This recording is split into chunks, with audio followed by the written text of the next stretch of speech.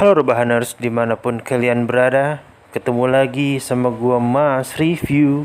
Kali ini gua akan menceritakan tentang alur cerita dari sebuah film yang berjudul Underwater, atau apabila dilokalisasikan memiliki arti di dalam kedalaman air.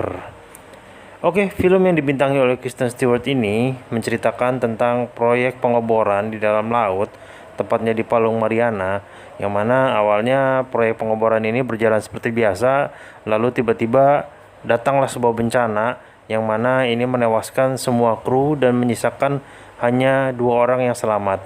Seperti apakah keseruannya? Langsung aja simetriskan posisi rebahan kalian, kencangkan sarung kalian, dan jangan lupa minum Yakult Cekicrot.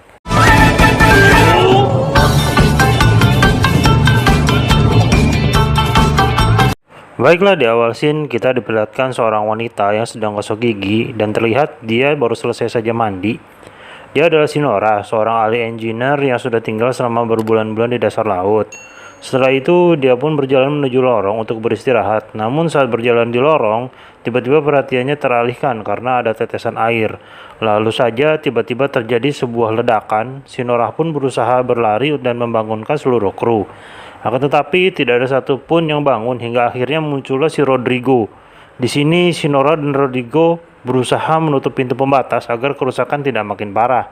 Namun tiba-tiba ada 2 orang kru yang berlari ke arah mereka. Merasa bahwa mereka tidak akan selamat, akhirnya Rodrigo pun meminta Sinora untuk menutup pintu. Akan tetapi setelah pintu ditutup, tiba-tiba terjadi sebuah ledakan besar sehingga Nora dan Rodrigo pun terlempar akibat dari ledakan tersebut.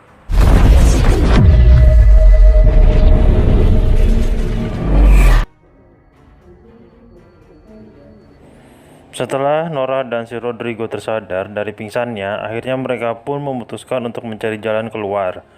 Namun sebelum mereka mencari jalan keluar, mereka pun menyempatkan untuk memeriksa kerusakan yang terjadi di satelit Kepler, di mana ternyata kerusakannya mencapai 70%. Mengetahui kerusakan yang terjadi pada satelit Kepler cukup berat, akhirnya si Nora dan Rodrigo pun meneruskan perjalanan mereka untuk mencari jalan keluar.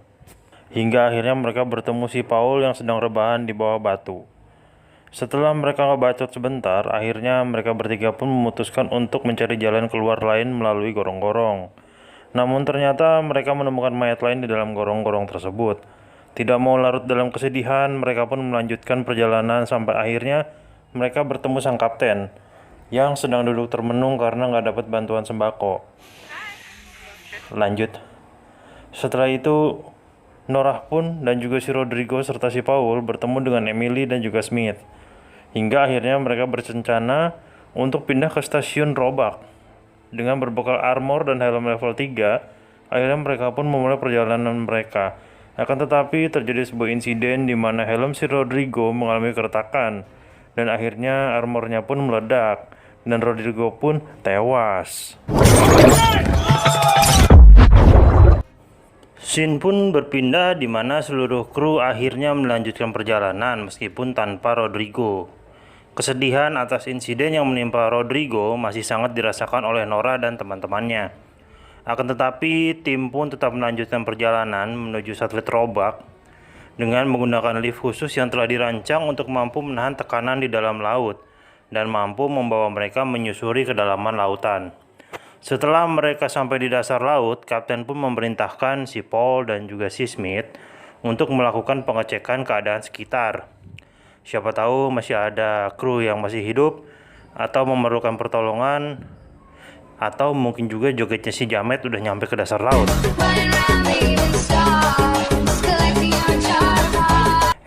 Si Jamet. Oke, lanjut. Akhirnya Smith dan Paul pun memeriksa keadaan sekitar hingga akhirnya mereka menemukan makhluk aneh yang sedang memakan bangkai dari kru yang tewas.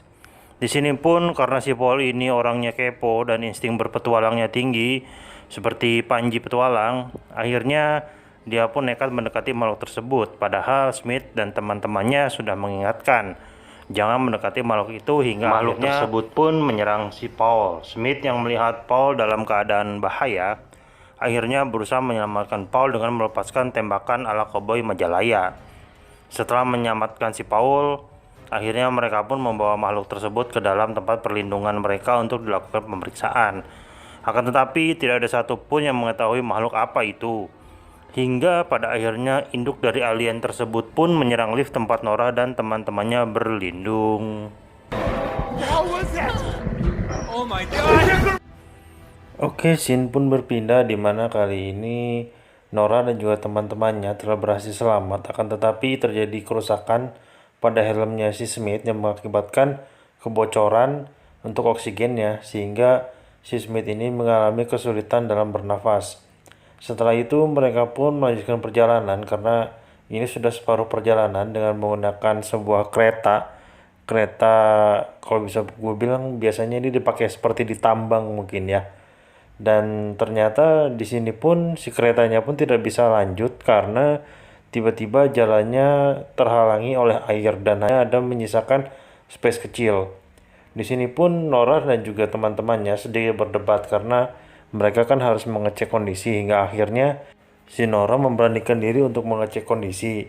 Dan setelah dirasa aman, akhirnya satu persatu seluruh kru pun masuk melalui celah tersebut hingga akhirnya tiba giliran si Paul. Namun makhluk tadi pun sudah mengikuti, dan ketika si Paul berhasil keluar, tiba-tiba tali yang mengikat si Paul ditarik oleh makhluk tersebut hingga akhirnya kakinya si Paul pun terputus dan Paul pun tewas. Pun terjadi di mana saat ini Nora dan juga teman-temannya berlari menyelamatkan diri dari makhluk yang mengejarnya. Hingga akhirnya di sini pun bisa kita lihat bahwa makhluk tersebut ternyata sensitif terhadap cahaya. Dan di sini pun Kapten memerintahkan untuk mematikan lampu agar pergerakan mereka tidak diketahui oleh makhluk tersebut. Dan akhirnya untuk membaca sonar, akhirnya si Kapten pun memerintahkan semua mengaktifkan mode infrared untuk memudahkan mengetahui posisi masing-masing kru. Hingga akhirnya ternyata makhluk tersebut pun menarik si Smith ke dalam sebuah gorong-gorong bisa gue bilang. Dan di sini pun akhirnya sang kapten pun memberanikan diri untuk menyelamatkan Smith dan menarik Smith keluar dari gorong-gorong tersebut. Akan tetapi senjatanya tertinggal, dan di sini pun bisa kita lihat si kapten ini berusaha untuk mengambil lagi senjatanya setelah menyelamatkan si Smith. Akan tetapi ketika si kapten mengambil senjatanya, tiba-tiba makhluk tersebut datang dan menyerang dan juga menyeret si kapten. Si Nora yang ternyata tersangkut pada kabel pun ikut terseret hingga akhirnya di sini pun makhluk tersebut datang dan mencoba untuk memakan si Nora. Akan tetapi di sini pun si Nora bisa diselamatkan oleh sang kapten, yang mana akhirnya kapten pun menjadi ganti sebagai korban untuk menyelamatkan si Nora. Dan di sini pun akhirnya Nora pun melepaskan si kapten dan si kapten pun meninggal.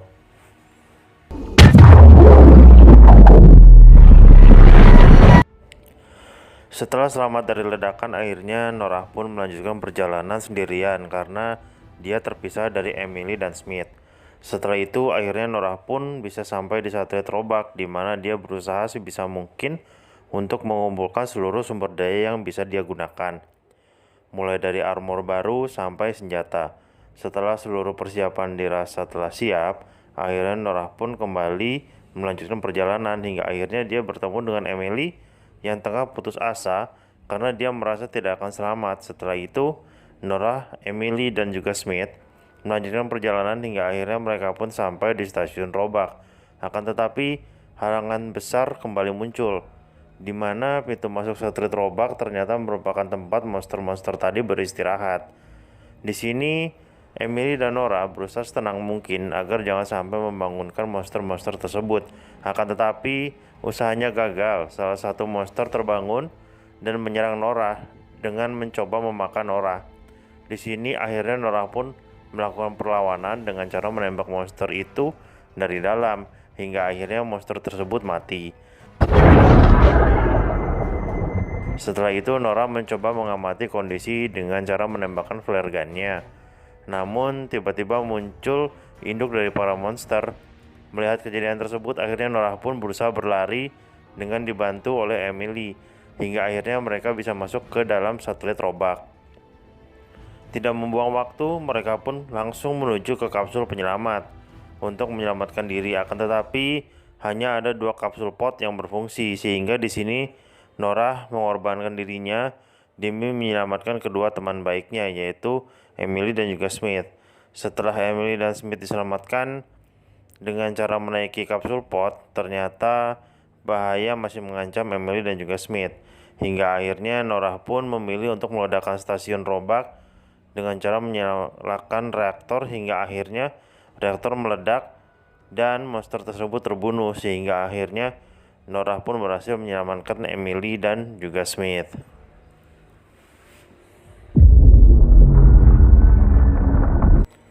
Oke, sekian dulu alur cerita dari film Underwater kali ini. Sebelum pamit, Mas Rify mau mengucapkan mohon maaf karena Mas Rify baru bisa upload sekarang karena kesibukan. Dan kalau teman-teman mau ada film yang ingin direview, silahkan komen di bawah. Jangan lupa klik like, share, dan juga subscribe ya. Adios amigos kacang polong.